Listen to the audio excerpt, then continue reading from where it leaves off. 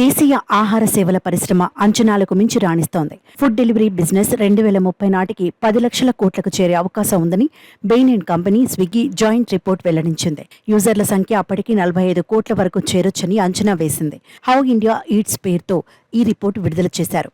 Online food delivery విభాగం 18% వార్షిక సమ్మిళిత వృద్ధి రేటు సాధించొచ్చని రిపోర్ట్ తెలిపింది.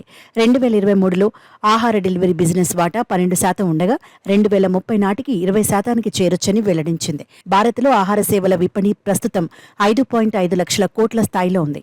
వచ్చే 7 ఏళ్లు వార్షికంగా 10 నుండి 12% వృద్ధితో సాగి 2030 నాటికి 9 నుంచి 10 లక్షల కోట్లకు చేరొచ్చని అంచనా వేసింది.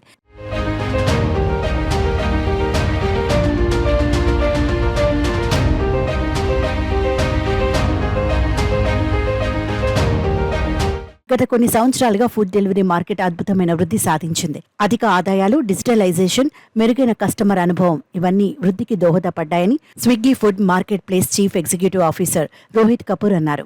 ఆన్లైన్ ఫుడ్ డెలివరీ విభాగం దాదాపు 18% వార్షిక వృద్ధితో సాగనుంది. 2030 నాటికి మొత్తం ఆహార సేవల విపణిలోని దీని వాటా 20%కి చేరనుంది.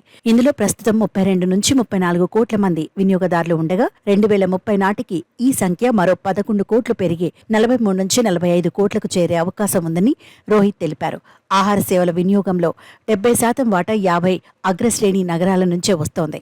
2019-2023 మధ్య కాలంలో ఆన్లైన్ ఫుడ్ డెలివరీ విభాగానికి చెందిన వాటా 8 నుంచి 12%కి పెరిగింది. రానున్న రోజుల్లో టైర్ 2 పట్టణాల్లోనూ ఈ మార్కెట్ వృద్ధి జరగవచ్చని నివేదిక వెల్లడించింది.